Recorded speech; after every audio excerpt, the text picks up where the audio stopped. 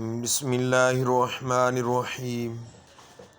صحیح بخاری حدیث نمبر 766۔ ابو رافع سے انہوں نے بیان کیا کہ میں نے ابو ہریرہ رضی اللہ تعالیٰ عنہ کے ساتھ عشاء کی نماز پڑھی۔ اس میں آپ نے اذا السماء انشقت پڑھی اور سجدہ تلاوت کیا۔ میں نے ان سے اس کے متعلق معلوم کیا تو بتلایا کہ میں نے ابو القاسم صلی اللہ علیہ وآلہ وسلم کے پیچھے بھی اسی آیت کی تلاوت کی تھی، سجدہ کیا، اور زندگی بھر میں اس سجدہ کروں گا یہاں تک کہ میں آپ صلی اللہ علیہ وسلم سے مل جاؤں۔ صحیح بخاری حدیث نمبر 767۔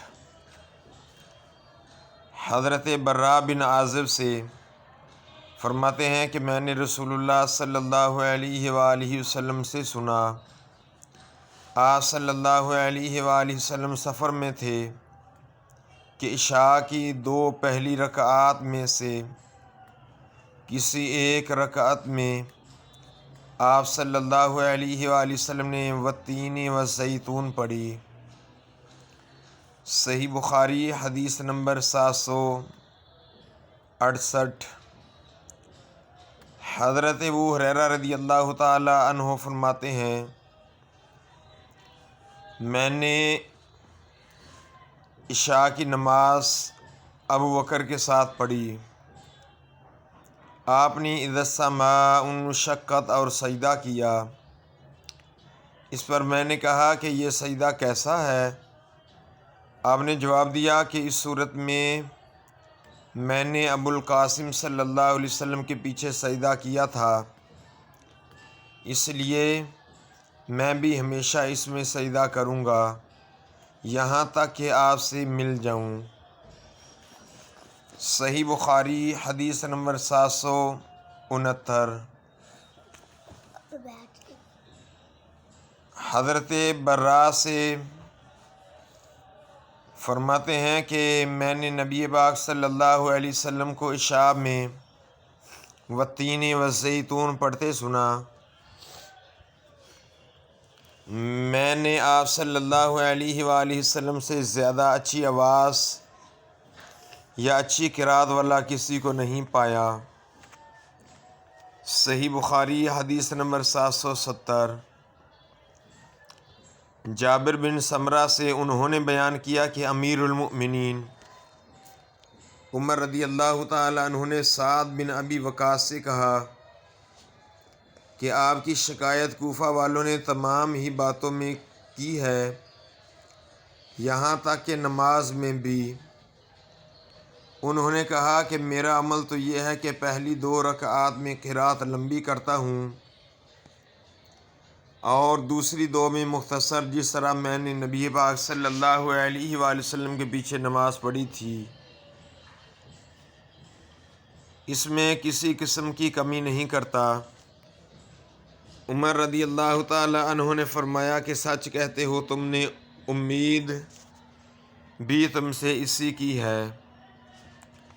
صحیح بخاری حدیث نمبر 771۔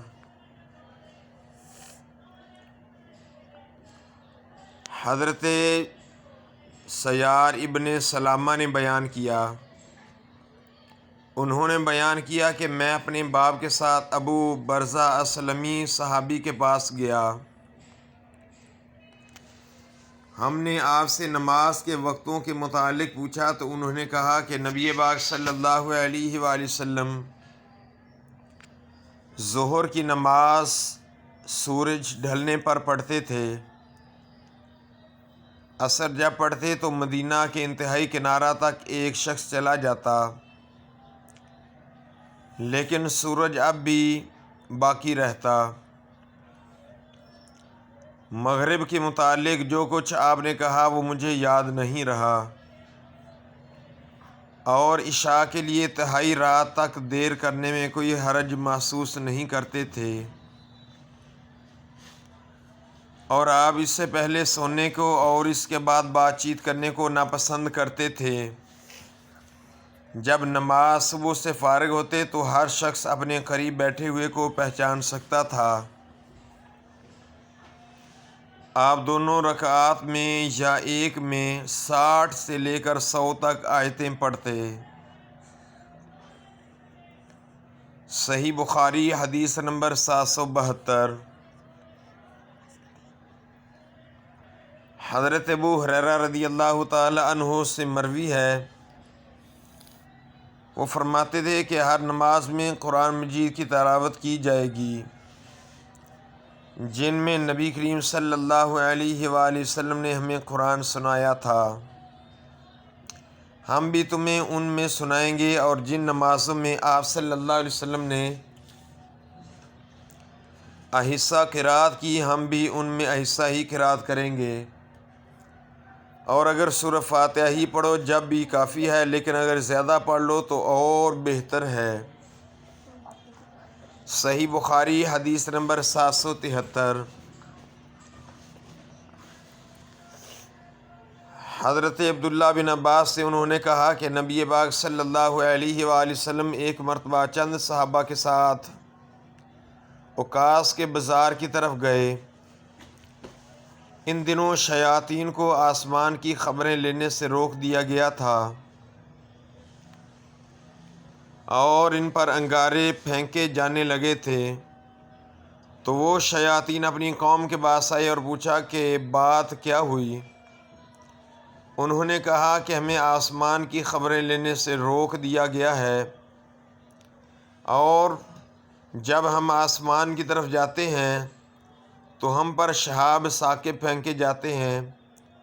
شیاطین نے کہا کہ آسمان کی خبریں لینے سے روکنے کی کوئی نئی وجہ ہوئی ہے، اس لیے تم مشرق و مغرب میں ہر طرف پھیل جاؤ اور اس سبب کو معلوم کرو جو تمہیں آسمان کی خبریں لینے سے روکنے کا سبب ہوا ہے۔ وجہ معلوم کرنے کے لیے نکلے ہوئے شیاطین تہامہ کی طرف گئے، جہاں نبی کریم صلی اللہ علیہ وآلہ وسلم عکاظ کے بازار کو جاتے ہوئے مقام نخلہ میں اپنے اصحاب کے ساتھ نماز فجر پڑھ رہے تھے۔ جب قرآن مجید انہوں نے سنا تو غور سے اس کی طرف کان لگا دیے، پھر کہا اللہ کی قسم یہی ہے جو آسمان کی خبریں سننے سے روکنے کا باعث بنا ہے۔ پھر وہ اپنی قوم کی طرف لوٹے اور کہا قوم کے لوگوں، ہم نے حیرت انگیز قرآن سنا جو سیدھے راستے کی طرف ہدایت کرتا ہے، اس لیے ہم اس پر ایمان لاتے ہیں اور اپنے رب کے ساتھ کسی کو شریک نہیں ٹھہراتے۔ اس پر نبی کریم صلی اللہ علیہ وسلم پر یہ آیت کریمہ نازل ہوئی، قل اوحی الیہ، آپ کہہ دیجئے کہ مجھے وحی کے ذریعہ بتلایا گیا ہے، اور آپ پر جنوں کی گفتگو کی گئی تھی۔ صحیح بخاری حدیث نمبر 774۔ حضرت ابن عباس سے آپ نے بتلایا کہ نبی کریم صلی اللہ علیہ وسلم کو جن نمازوں میں بلند آواز سے قرآن پاک پڑھنے کا حکم ہوا تھا، آپ صلی اللہ علیہ وسلم نے ان میں بلند آواز سے قرآن پڑھا، اور جن میں آہستہ سے پڑھنے کا حکم ہوا تھا ان میں آپ صلی اللہ علیہ وسلم نے آہستہ سے پڑھا، اور تیرا رب بھولنے والا نہیں، اور رسول اللہ صلی اللہ علیہ وسلم کی زندگی تمہارے لیے بہترین نمونہ ہے۔ صحیح بخاری حدیث نمبر 775۔